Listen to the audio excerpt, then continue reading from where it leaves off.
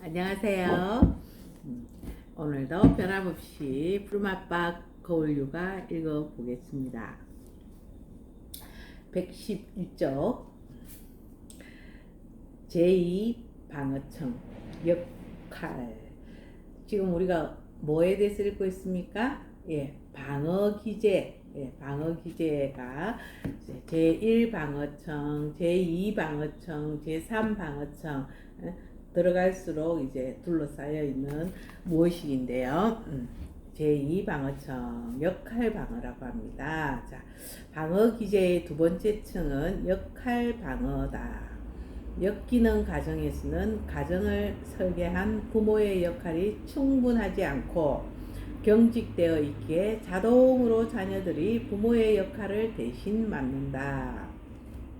태어난 순서에 따라 또는 처한 환경에 따라 역기능의 공백을 메우기 위해 형제 자매가 서로 다른 역할을 맡게 된다. 부부가 서로 실망하고 갈등하는 관계라면 아이들 중에 대리 배우자, 무서운 말이에요. 우리 가정의 어떤 관계 구조는 부부 중심, 부부 아래의 자녀, 이렇게 이제 가족 관계의 균형이 이루어져야 되는데, 부부 간의 관계가 나쁘면 이 부부 중에 한 사람은 자녀와 정서적인 배우자 관계를 맺으면서, 이것이 이제 역기능 가정의 대표적인 구조라는 거죠. 대리 배우자 역할을 하는 아이가 있다. 다시 말하면 우리 자녀를 대리 배우자 역할을 시키면 정말 이 아이의 앞으로의 삶이 굉장히 어려워집니다. 그러니까 부부관계의 갈등은 부부끼리 푸시고 절대 자녀를 내 정서적 배우자로 역할을 시키면 안 된다, 이런 얘기 참 나쁜 말인데, 아이는 아이답게 성장할 수 있도록 우리 부모가 부모의 자리를 잘 지키자, 이 얘기죠. 자, 어떤 아이는 애교를 부리며 긴장을 완화해주는 마스코트의 역할을, 어떤 아이는 부모의 감정을 돌보고 부모의 수치심과 죄책감을 받아내는 감정의 쓰레기통 역할을 한다. 우리가 어떻게 지나왔는지 뒤돌아보시면 이제 이 마스코트 역할, 쓰레기통 역할, 역할 방어에 대한, 나는 어떤 역할 방어를 했는지 좀 연결하면서 자각할 수 있을 거예요. 있는 듯 없는 듯 착하게 조용히 지내면서 잊힌 아이 역할을 하기도 하고, 늘 문제를 일으켜 집안에 말썽꾸러기나 돈 잡아먹는 하마 역할을 하기도 한다.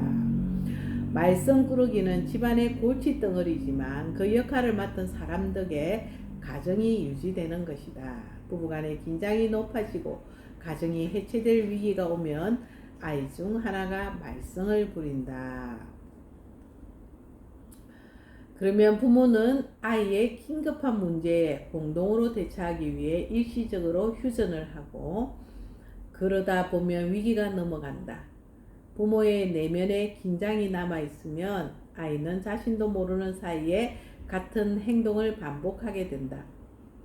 우리 집에서 내 역할은 두 가지였다. 집안의 수치심을 줄이고 집안을 대표해서 남들에게 괜찮은 집이라는 것을 보여주는 영웅의 역할과 어릴 때부터 생계의 역할을 감당해야 하는 소년 가장의 역할이었다. 나는 어릴 때부터 집안의 영웅이었다. 아버지는 술을 먹으면 정신을 놓고 논두렁에 처박혀 있곤 했다. 젊은 시절 아버지는 거의 매일 술을 마셨다.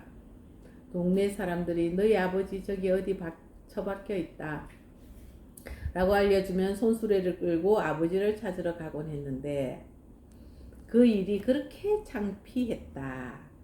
아주 어릴 때부터 나는 술집에 찾아가 술에 취해 시비 걸고 주정하는 아버지를 집으로 모시고 오곤 했다.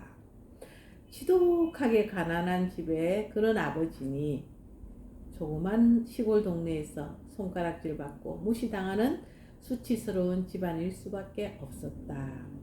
그런 집에 장남이 할 수 있는 것이 무엇이겠는가? 나는 너무 일찍 철이 들었다. 공부를 하지 않으면 이 가난과 어려운 처지에서 벗어날 수 없다는 것을 알게 됐다. 그래서 피를 토하면서 공부했다. 어느덧 시간이 흘러 길을 가는데 내가 서울대에 들어갔다는 소식을 들은 동네 아저씨가 나를 불러 세우고 물었다. 내가 서울대 합격했다면서 정말 서울대 들어간 것 맞냐? 어릴 때부터 영웅의 역할을 맡았기에 그것이 내 모습이라고만 생각했다. 그러니 달려야 했다. 끊임없이 에너지를 만들어내면서 달려야만 했다. 쉬면 불안하기에 뭐라도 해야겠다. 뭐라도 해야 했다. 시작하면 무엇이든 잘 해냈지만 마음이 평온하기는 어려웠다. 아버지는 6.25 전쟁에서 부상을 당했기에 경제력이 없었다. 그래서 내가 엄마를 도와 먹고 사는 문제를 해결해야 했다. 신문을 배달하고 다른 학교 운동의 날은 하드를 쥐고 가 팔았다. 그때 그 시절 하드를 아시나요? 물고기, 뱀, 우렁이를 잡아 시장에 내다 팔아 학교 소풍을 가고 군 사격장에서 총알을 주워다 팔아 국수와 밀가루를 사와서 가족이 끼니를 이었다. 7, 8월에 땡볕에 고구마 줄기를 따다 시장에 가지고 가 팔면서 어린 시절을 보냈다. 내가 어린 시절부터 소년 가장 역할을 해왔다는 사실을 의식하지 못했을 때는 부모가 모든 것을 도와주는데도 꼼짝도 안 하고 난 못해 라고 말하는 사람들을 이해하기 어려웠다. 역할이 나는 아니다. 역할이 방어기제라는 것을 알고 영웅과 소년 가장의 역할을 내려놓는 것은 나라고 믿었던 것이 무너지는 상실의 과정이다. 그 과정에서 얼마나 울고 분노했는지 모른다. 이제는 마음이 평온해졌고 영웅과 소년 가장의 역할을 자동으로 하지도 않는다. 네. 어찌 보면은 굉장히 무서운 방어기제예요. 내가 우리 가정을 위해서 최선을 다하는 이 역할이 과연 내가 방어기제로 하는 것인지 상황이 또 내가 원해서 하고 싶어서 하는 건지 잘 구분하면서 원하는 것이면 선택하면 되지만 여기 보면은 그냥 그 상황이 여기 보세요. 역할이 나는 아니다. 역할이 방어기제라는 것을 알고 영웅과 소년 가장의 역할을 내려놓는 것은 나라고 믿었던 것이 무너지는 상실의 과정이다. 이만큼 이제 착각하고 산다는 거거든요. 그래서 고유한 존재로서의 나와 내가 하는 역할을 분리해서 그것을 내려놔도 내 존재는 고귀하고 장엄한 사랑과 빛의 존재로 여전히 가치 있게 존재한다는 것을 인식하면서 너무 과한 역할에 그래서 일중독이 나오고 쉬지 못하는 현상이 나오고 그러는 거거든요.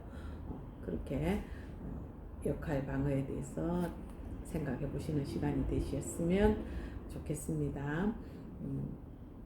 거지같이 않은 이 유튜브에도 관심을 가져주는 분들이 계셔서 카메라를 테이블 하나 사이에 두고 했더니 소리가 소리가 낮아서 아쉬움을 계속 표현해 주셔서 오늘은 카메라를 바로 코앞에 놓고 해봤습니다. 그리고 수요일이라 수요 예배를 가야 되기 때문에 몸짱 댄스는 생략하고요. 오늘 여기서 마무리하겠습니다. 네. 내일 또 만나요.